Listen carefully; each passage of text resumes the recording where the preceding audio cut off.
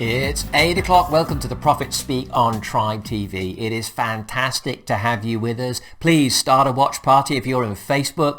Share the link if you're on YouTube. And make sure you are connected. Like the Facebook page, like the YouTube channel so that we actually connect up. So when we do stuff in the future, you'll get notifications about it and we can stay in touch.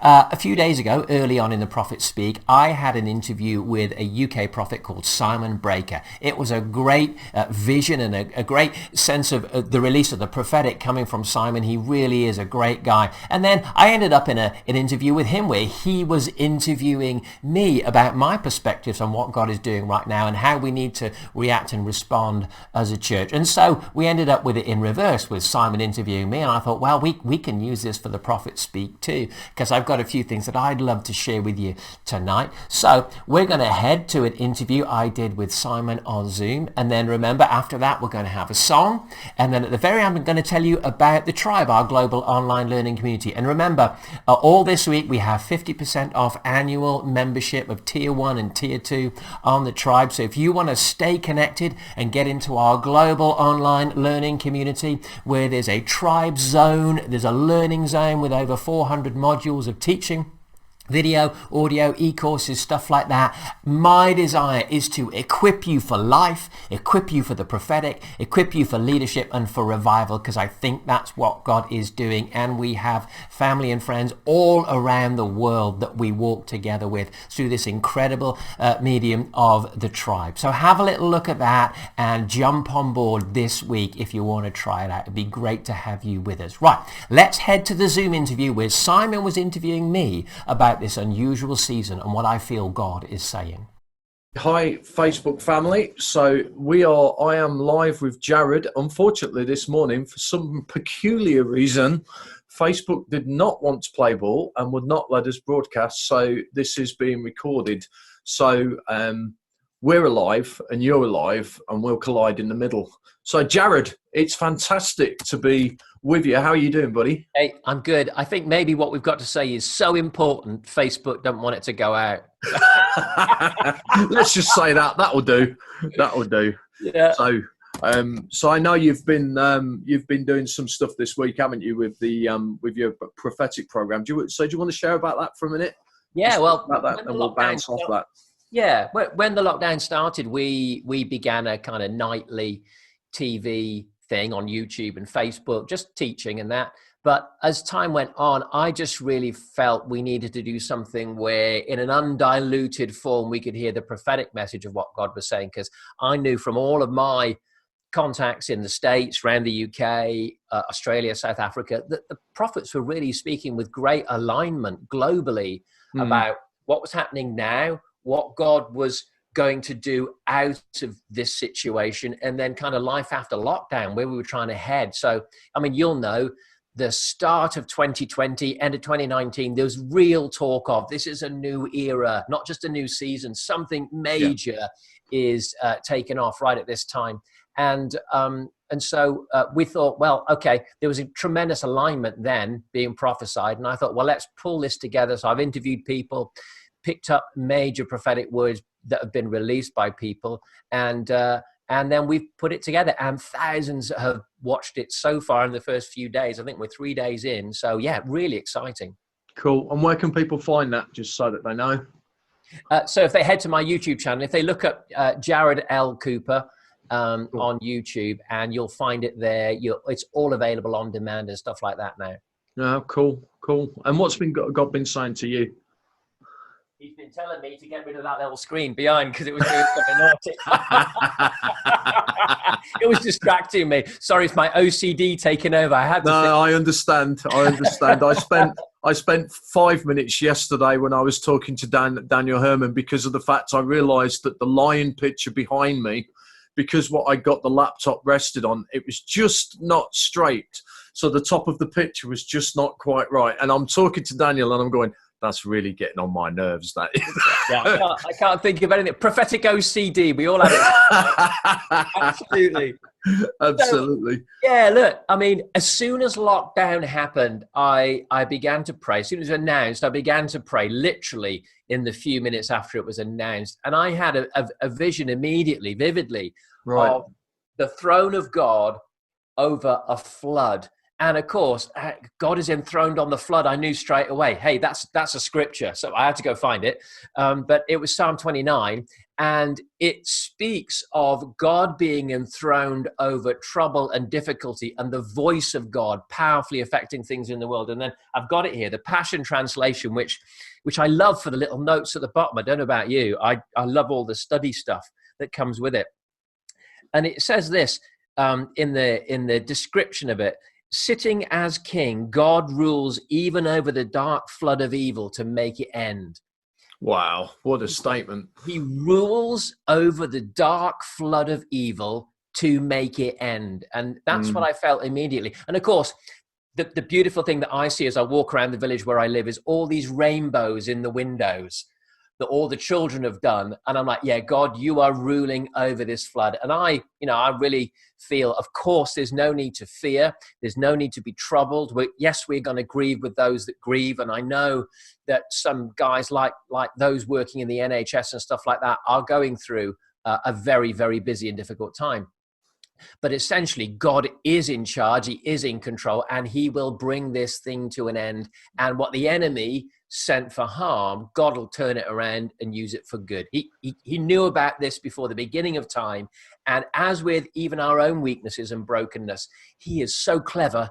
He can Oh, he's a genius. Yeah. he weaves all of the mess of humanity together to come out with something incredible. And you kind of want to go, how on earth did you make that out of that? But that's Yeah. who God is. He rules Yeah. over chaos and he Yeah. turns it into order. And that's what he'll do in this time.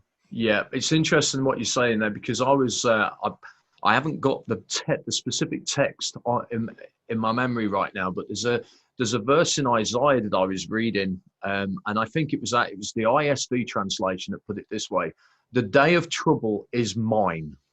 The Wow. Lord just says, "The day of trouble is mine," and Yeah. it's just that is actually it says, "The day of the trouble is the Lord's." That's the exact words, and just that sense of it's not God's just not Lord of the good days; He's Lord of every day. And then it goes through and it comes to this point where it says he shuts down the meeting at the wall, and then it speaks about the establishing of the mountain. And I looked in the Hebrew, and actually what it's saying is says he brings it to a place of birthing, that the mountain speaks about birthing. And just this sense of the Lord saying, in the day of trouble, the day of trouble is actually a day of birthing. And we were, even before we started this recording, then we were talking about, I mean, there is so much innovation. I mean, even in my own life, I can testify to that I've become more tech savvy in the last 3 weeks than I have in You the probably last don't want to 30 be. years. Yeah. Yeah. I know what you mean. And it's like the Lord is delivering his church out of a model of church that was very effective in the day of Wesley. But maybe, well, there's no maybes, is there? There's a lot of room for innovation in this day, isn't there? I mean, have you had any thoughts around that? I've been saying for about a year, I guess, innovate. There's several words that have been really powerful to me. Words like collaboration. And I think you'll find prophets around the world have been talking about a new level of collaboration, not Yeah, just unity. We're not just talking about unity events, but there's a new collaboration coming to the church where we work together and we don't even care who gets the praise or the results. We're a yeah, team. And so yeah, something's happening with that. One of the other words, there's probably 6 or 7, but one of the others was innovation. And I've been feeling and sensing a new spirit of innovation coming upon the church, because there is a release of a higher level, I think, of the mandate to reach the 7 mountains, to impact society and to bring transformation. So I've been saying for ages, innovation, innovation, innovation, because that's what I feel God has been saying. But now it's almost, we spoke about this when I interviewed you on Tribe TV the other night. God can say it, but I feel like he's enforcing it now, which is yeah, very different. yeah. And I spoke, when we spoke before, about the communication technique called the burning platform. That's right. Yeah, And the idea is like this: if I'm stood on an oil rig and there's a guy stood next to me and I say, jump into the sea, well, there's going to be an argument. He's going to go, why, you crazy. There's going to be a big conversation before he'll do anything that I ask. But then the communication technique says, well, set fire to the platform and then tell him to jump into the sea. Suddenly there's no argument. It becomes the obvious thing to do. It's a communication technique where it cuts down the amount of argument and resistance, and all the late adopters and the slow adopters suddenly catch up. And that's what God's doing right now. He's making us suddenly catch up with this new world where communication is very, very different. It flies through the air. It's on demand. We're connected in ways we never were before. There is a harvest field waiting on the mountain of the online world. Yeah. And of course, we can all reach it for peanuts, which is incredible. So there's a harvest waiting in the online world, especially think of our British society where we do still live in our little castles, right? We're not living. I grew up in the Mediterranean where multiple generations live under one roof. But the reality is today that in Britain, we still live, kind of nuclear families in our homes. But media, and especially now the internet, can reach right into a home and bring transformation. So I believe God set fire to the platform of the old way of doing church. And he's saying, right, it's not that we're never going to gather again or pray again or use some of the tools we used before, like Alpha and all these other wonderful things. But definitely God is forcing us to innovate. So I would say to leaders out there, don't hunker down and wait for it to be over. Use this moment to learn and stretch your own heart and go, okay, let's find different ways of doing things, because actually there's power in the learning curve of it all. Yeah. And so I think he's enforcing innovation on us. And in fact, something I saw just the other day, I began to see things like the Eiffel Tower and great ironwork structures. And I was thinking and praying at the time about, like the Industrial Revolution and stuff like that. There came a time when new methods and new materials led to a whole new wave of doing things because there was a new availability of certain methods and materials. There it is. It was a new normal. So now God has picked us up, and there is a revolution going on in the church with new methods and new materials that are going to lead to a whole revolution of how we behave and how we do church. And so it's never going to be the same again because of the percentage of us that are learning to use new tools, and to go online would be the most obvious one. But there's heaps of other smaller ways that we're learning to connect and to integrate right now. And so it's a revolution taking place. It's interesting. I was reminded of this while you were talking, but when Joe and I were living up in Teesside, I love fishing. So there's a river up there called the River Swale, and it's only a small river. And I'm doing everything that you do when you're fishing. I knew I'd got everything right, and nothing's happening. I wasn't getting any fish, and I just thought, I'm gonna climb that tree and have a look. And it's a chalk stream, so you can see to the bottom of the river. You know what's there. So I climb up this tree and I look, and the area where I was fishing, I mean, there wasn't a fish for miles because the river's only really, really shallow. And I was doing all the right stuff. I got the right bait. I got the right rods. I knew what I was doing, but I was fishing in the wrong place. And I had to pick up all the gear, and I moved about a mile up the river, found some fish, and then started catching. And I think one of the challenges that we've got right now is I hear people say, we're not connecting. There's a generation we're not reaching, and we're not connecting to them. And then I'll go out with my daughter, and she'll be there with her friends, and they'll be sitting there, they'll be communicating with each other. And how are they doing it? They're doing it like this. And I remember saying to her one day, I said, do you not want to talk? I am talking to my friends. And they are talking to each other face to face, but they're also, whilst they're with each other in the same room, they're also in the internet world as well, in the virtual world as well. And I think one of the challenges that the church has got is we're trying to reach people in a place that they're not. And we've got to go to them. I mean, you can wait, and eventually they might wander up the river and you'll find them eventually. But I think I've heard a couple of pastors have said to me, I don't touch social media. I'm not getting into all of that. And I think, well, you're a fool. That to me is foolishness, because we're called to pastor people, prophets, whoever. We're called to lead and pastor people. And if you're going to lead and pastor people, you've got to lead them where they are.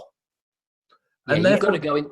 You've got to go into that world. you have got to go into that world, and you've got to have an effective voice. And I've been watching some other stuff. Well, I'm not. I don't know how comfortable I am about the amount of Christian stuff there is appearing online. And I nearly responded and said, "But you are happy with all of the non-Christian stuff that there is online." So do you know what I mean? It's like it's that old thing, isn't it? The champions of the old can become the critics of the new. And we've all got to try and innovate and keep our hearts supple, haven't we, to make sure that we don't get so married to our way of doing things that we're not willing to embrace the innovation and the new things that God's bringing, isn't it? It's a big deal, isn't it? Yeah. I mean, the idolatry of method is what kept Moses out of the promised land. Wow, what a statement. So you know the story. We all know it. God said, strike the rock. The first time he struck the rock. Then the second time he changed the method. He said, speak to the rock. Moses struck the rock, used the old method instead of living out of intimacy, which is, I know, some of the stuff you've been talking about. And the idolatry of method kept him from the promised land. Wow. In other words, if we fall in love with how we do things instead of why and for whom we do things, we're in idolatry. And I do believe God's dealing with idolatry in the church right now, in all of us, in me, my own personal hankerings for how I like things to be. And we lose that sense of adventure, trying new things, experimenting, exploring. Even some people, they think they're backslidden. They're not. They are just psychologically bored. Isn't that the truth? I'm serious. The psychology of it is this, that we all need to do new things because it literally rewires our brain in fresh ways. So many people, they live for 20 years, but they don't have 20 years experience. They have 1 year's experience 20 times. Wow. They keep doing the same thing over and over again. And then they wonder why their heart is no longer excited. They then feel, well, I must be backslidden because I feel bored and I don't feel quite so passionate as I did. And it's not that they're backslidden. They've just become boring. Yeah. What they need to do is just do something new spiritually. You've never prophesied before? Give it a whirl. You've never read certain parts of the Bible? Go for it. You've never listened to audio Bible instead of reading it? Whatever it is, you are biologically wired to need to do new things in order to feel fresh psychologically and then spiritually. So many people that are backslidden, they feel they are. They're not. They are psychologically and biologically bored. And it's he's enforcing the new. Yeah, and it's reflected. I mean, I go to the gym. I've got a personal trainer down the gym, and he I'll do a program for 4 weeks, and then we reconfigure the program after 4 weeks, because physically your body adapts to the program and it ceases to have the impact. And then you've got stuff like training, stuff like HIIT, which is high intensity interval training, where you shock your body. You go fast, then you stop, and then you go fast, then you stop. And they've shown that doing that for 1 minute actually has more effect on your physical fitness than doing 45 minutes of monotonous that. And I mean, there is so much stuff that God has actually built into the physical biology of human beings. And yet we get exactly that. We get stuck in that, and we run the same program. And I'm reminded of a really heartbreaking story, really, when I think about this. We went through a building restoration many years ago when we were running the church. And what happened was I'd been renting an office in an old United Reformed church. And to get to it, I had to walk through what was effectively a derelict school hall. And we negotiated with the church there and said, will you let us restore this and use this for our meetings? And they said yes. So we went through the process, got it all restored. It hadn't been used for years, decades. It had just been laying derelict. And it was all refurbished. We got it all redone. And bless him, the one of the elders of the church. He came in and he stood there and he looked and he said, "This looks so fantastic." And he started to cry. And I said, what are you crying for? He says, "I don't understand it." I says, what's that? He says, "Well," he says, "we used to have queues of people waiting to get into the building." And he says, "We're doing exactly the same thing now that we were doing 20 years ago. Everything's the same. And yet the people don't come anymore." And I listened to him and I thought, I mean, in his heart, what he was saying is, we're being faithful. But what it said is we've got stuck and we've not moved with the time. And I remember one of my first experiences of prophecy. Actually, it's in the church I'm in now. It was 20 years ago. And the then vicar, he opened the platform. He wanted to get some prophecy moving. And it was the evening service. There was somebody from Nottingham who came to help this all happen. It was probably more like 30 years ago. And this dear lady said, if the evening service, like most Anglican churches at that time, was more free, more charismatic. So the morning was with the organ. The evening was with the full team that we'd all be familiar with. And they opened the platform for prophetic words. And this dear lady, she comes up, takes the microphone, and she says, "I, the Lord, love the organ, but I don't like the drums and the electric guitar, says God." And then she goes back and sits down. It's like, I've never forgotten that. But that's it, isn't it? We can be so stuck. We've got to get unstuck. I mean, take worship, for example. I think, is it Mark 6 or 7, somewhere around there? Jesus himself, so it's written in red, you've got to accept it, right? Says this shocking phrase. He says, "They worship me in vain." Wow. Yeah. So you can even be worshiping Jesus in your song. He can be the focus, but it can be in vain. And it goes on to say that it's because your way of worship is just rules taught by men. And so you've disempowered yourself from the true gospel. So even if you use my name, it doesn't mean you're a Christian. In the sense of, it doesn't mean you're living in the fullness of it. Just because the song's about Jesus doesn't make it vibrantly filled with the power and the glory of the gospel. Wow. It has to be intimate with God. It has to come from the breath of God. Man doesn't live by bread alone, but by every word that proceeds from the mouth of God. There is a word proceeding from the mouth of God for you and I right now that is sustaining us. Yeah. When I ride on that word, I'm alive. Yeah, when I make a religion out of that word, so it's the same word from 20 years ago, and I just keep repeating it because I enjoyed it 20 years ago, I've fallen in love with the word instead of being in love with God. And so we lose it. And I turned 50 2 days ago. Wow. Can you believe it? So here's a danger. Again, let's look at biology and psychology for a moment. As you get older, you start to use a different part of your brain. Early in our lives, we live from imagination. My son is 11. He thinks he can be anything. He's going to be a chef, a musician, an Olympic athlete, and you name it, NASA astronaut, all before he's 21 years old. Yeah. It's imagination, and then you run towards it. But as you get older, there's a shift in your brain. You move from the creative, imaginative part of your brain over to memory. And here's our great danger. We start to live out of memory instead of imagination as we get older. So as a 50-year-old church leader that's been in ministry 30 years, my greatest danger is as soon as I face a problem, I go to my memory banks instead of to the Spirit of God or my prophetic imagination. That's a good word, Jarrod. Well done. Yeah. So I open up the filing cabinet and I go, I've done this before. Need to see more people saved? Right, let's go through it. Alpha. Okay, and I've got all my little list of food bank. And how's that?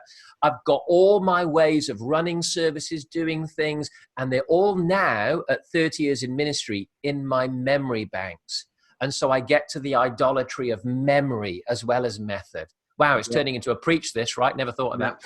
It's the idolatry of memory. In other words, I didn't need to ask God.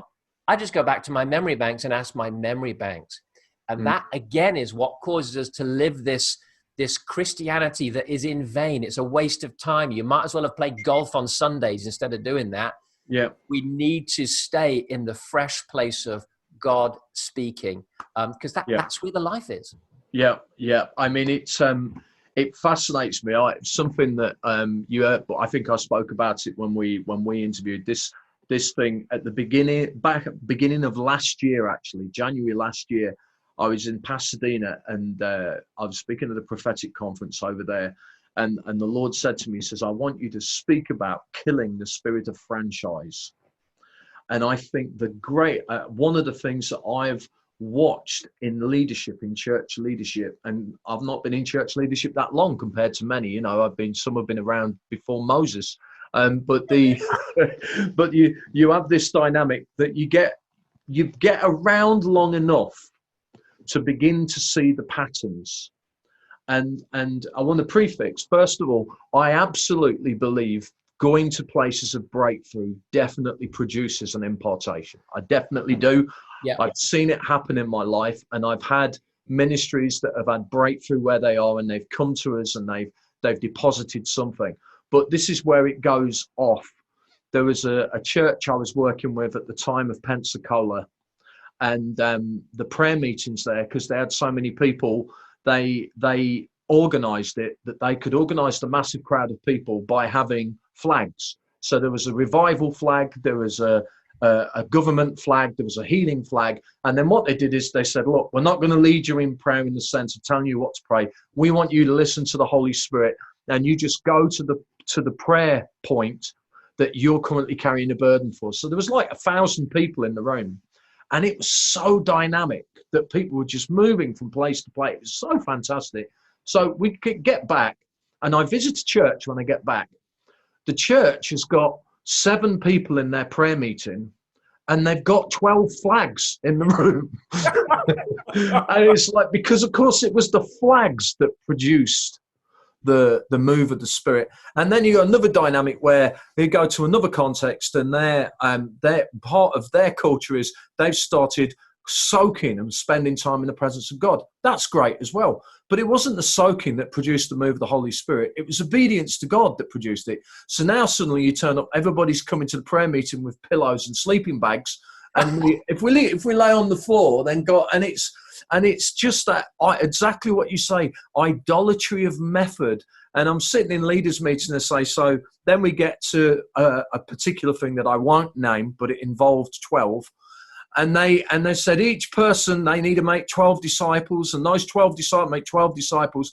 And I remember sitting in the room, and I was quite new in all of this, and I said, can I ask, the thing that this thing didn't produce it, that thing didn't produce it. Can I ask why this particular method's going to produce it? And one of the leaders in the room said, you'll see in 12 months. And his church disbanded in the next 12 months because he tried to take something that had been birthed in another context and try to, if you like, emboss it, force it upon that context. And I've seen so often that we can be tempted to try and import somebody else's model, somebody else's revelation. I reckon that's why David put the ark on the cart, that he saw what the Philistines were doing and thought, oh, maybe that's the way I should do it. And we know what happened there. And it is exactly that, isn't it? It's that dynamic. And even in worship, I hear when I joined the Anglican Church, one of the guys said to me, you know him actually, he said, it's just a denomination. They have their, he says, it's all structured. There's no room for the Holy Spirit. And the thing of it is when I was with them, I could tell you exactly when we were going to sing in tongues because it was always the same time. So although it wasn't written down, it was just as structured. And I think we've got to somehow find fresh life, haven't we? Yeah. I mean, when the story of Ichabod's birth, Ichabod, of course, means the glory is departed. Oh, yeah. And it's the story of the ark and being taken by the Philistines. And this is the thing. Israel was fighting the Philistines, but they'd lost God. And this was the language in one of the translations. It says that they said, let us bring the Ark of the Covenant that it may save us from our enemies. Yeah. Because the Ark had always been around in moves of God, they began to equate the Ark almost as powerful as God. In other words, the method that God once gave is as powerful as God himself. But wow, no, there it is. So the glory departs the moment we treat the method as equal to God. Yeah. Yeah. And so what happens is we get lots of people that think certain things are holy or unholy. And they're not at all. They're just things. You know, how long you sing for. Yes, when you're singing in the Spirit happens, or if it never happens. The times of your meetings, how we dress, how we converse, how we speak. None of these things are holy or unholy. They're just things. And so it is getting back to that stream of God. What are you saying right now? What do you want to do? I want to hear you. I want to see what you're doing, and I want to do it. And here's the other thing that confuses us is God moves on real quick. So, man, this is turning into another preach. I've got another one, the idolatry of moment. That's really good. We turn a moment. It's like, you know, Peter, James, and John up the mountain in Luke 9 with Jesus. Let's stay here, build tabernacles. You know, franchise it. Yeah, franchise it. You know, we're the glory movement now. We're the glory boys. And of course, that is what happened because, of course, they got down the mountain. They've had about 3 minutes with Elijah, and they start trying to call down fire on the Samaritans. In other words, being in the glory doesn't stop you being a plonker. Essentially.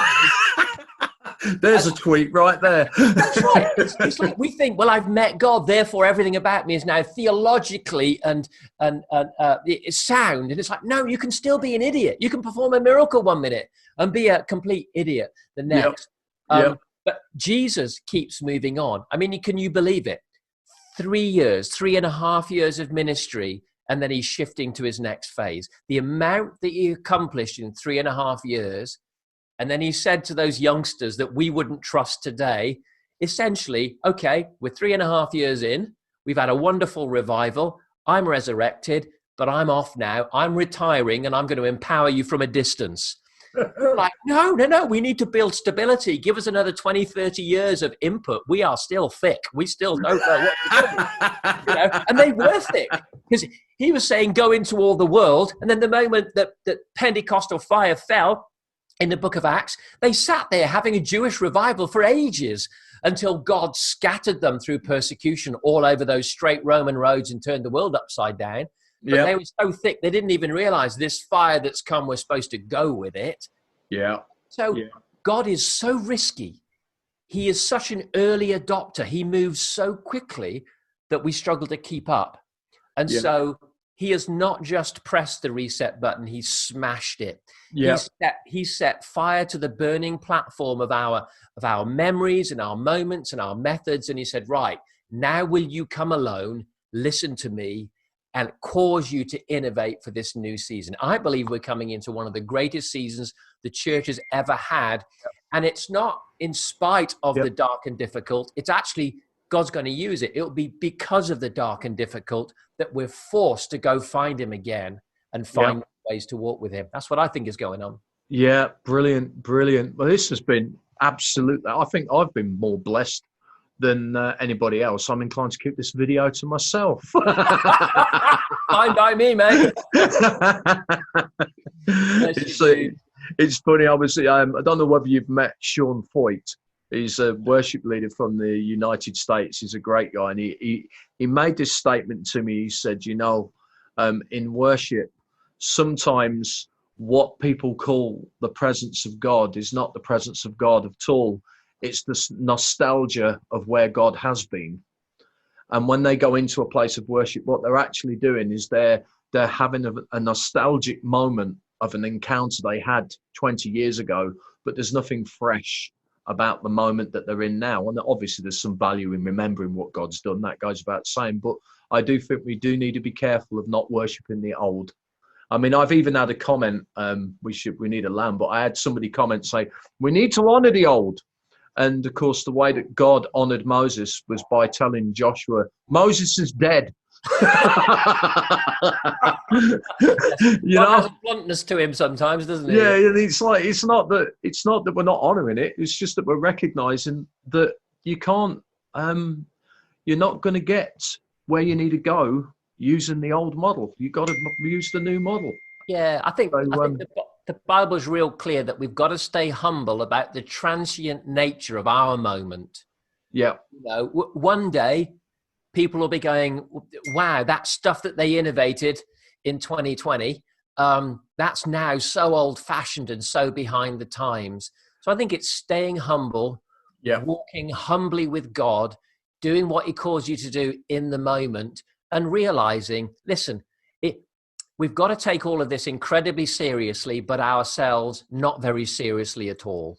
There you go. You know what I mean? Because sometimes I'm getting very het up about stuff, and then I pause and I talk to my eternal God who has already lived every day I'll ever live, and yet he still surrounds all of time with the wonder of his glory and his power. Yeah.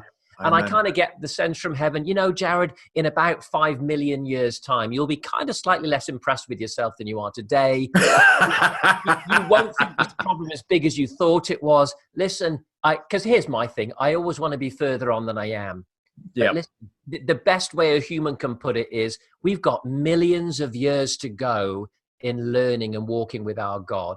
Let's stay humble and enjoy the journey. We're not there yet. The microwave hasn't pinged, even though your emails are pinging. They're not even emails. They're my daughter telling me, you're not live, you're not live. Hey, mate, it's been great to be with you. Yeah, praise God. Really, really good. Bless you, buddy. Well, I hope you got something from that, a sense of the innovation and the stirrings of heaven, the things that God wants to do. He really is pushing us and shoving us into a brand new season. I would say the best thing to do is cooperate with heaven, okay? God will lead us through into something great. He is our shepherd. He leads us in good places. And even when it's dark and difficult, he leads us through that and out into good places even then. His plans are all good. Amen. Everything, even when the devil means it for harm, God turns it around for our good. It's good to be on the side that always wins ultimately in the end. Fantastic. Now, remember, every night we are sharing with you some of the beautiful creativity that's flowing in this time. And I've used this phrase before, but the soundtrack of my lockdown is a guy called Ryan Gilpin from Australia. And I want to play you another one of his beautiful songs. The link to his YouTube channel is in the details with this program. I would love you to get connected to Ryan, listen and enjoy his music. It's fresh, it's beautiful, it's so melodic, and it really lifts your spirit. So enjoy this. It's called Everything I Ever Dreamed Of. And enjoy this song. And then after the song, I'm going to tell you about the tribe if you want to come involved in the tribe with us.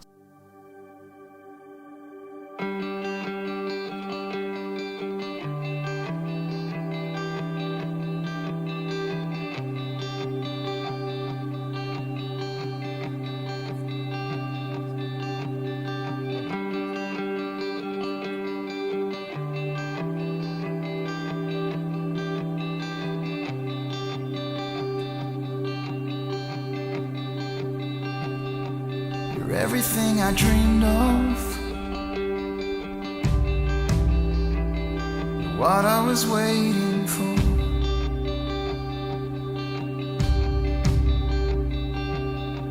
You're everything I dreamed of.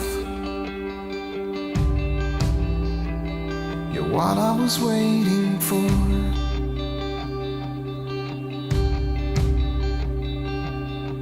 You're everything I dreamed of. What I was waiting for.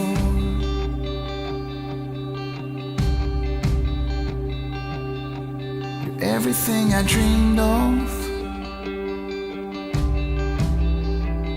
You're what I was waiting for.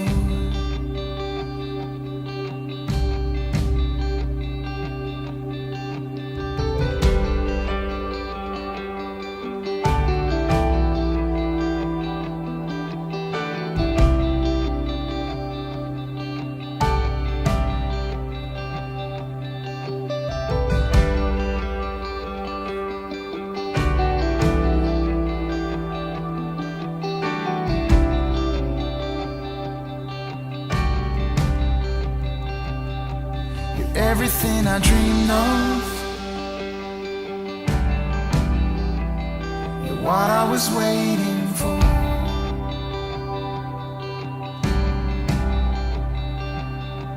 You're everything I dreamed of. You're what I was waiting for.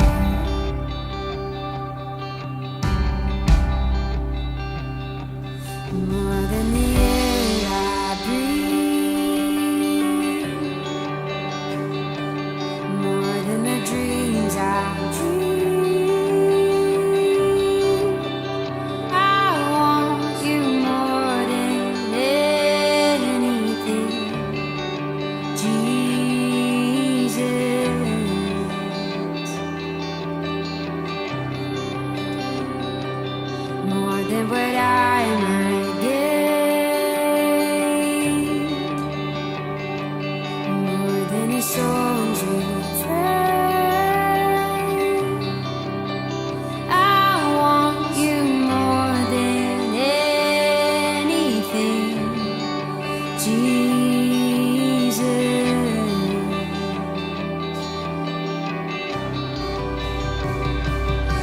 everything I dreamed of. You're what I was searching for. It happened when I laid it down. It happened when I laid it down. You're everything I dreamed of. You're what I was searching for.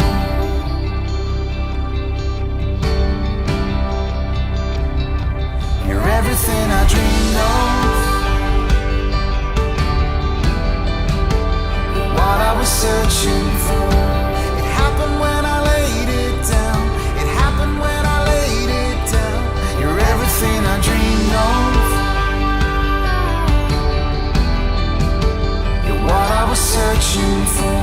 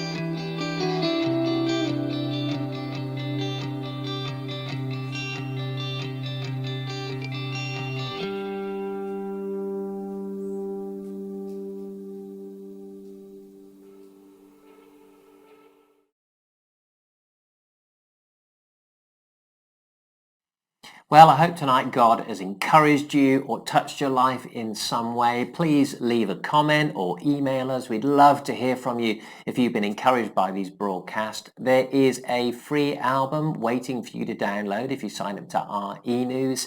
And now, if you stick around, I'm going to tell you about the Tribe, our online learning community. And if you want to come and get involved in that and get connected and stay connected to us in the future, then join our Tribe.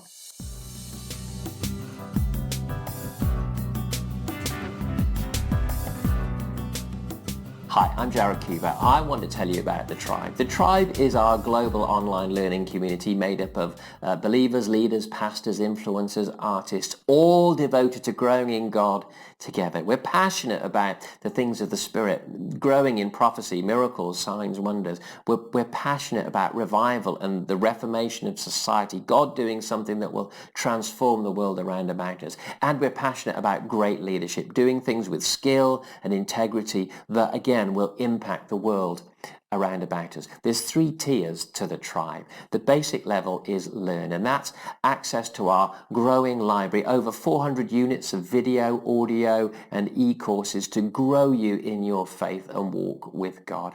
There's a private Facebook group, an Instagram group where you can interact with others and with us in a more live way. Tier 2 is called Lead, and it's our global leadership tribe where we add a lot more leadership content. As soon as you join, you get 4 of my books on leadership and how to grow in the area of leadership. And every book that we write during your membership, you will get for free sent to you as an ebook. And then that tier has its own private Facebook group and Instagram group where you can connect with others that are growing in the same journey.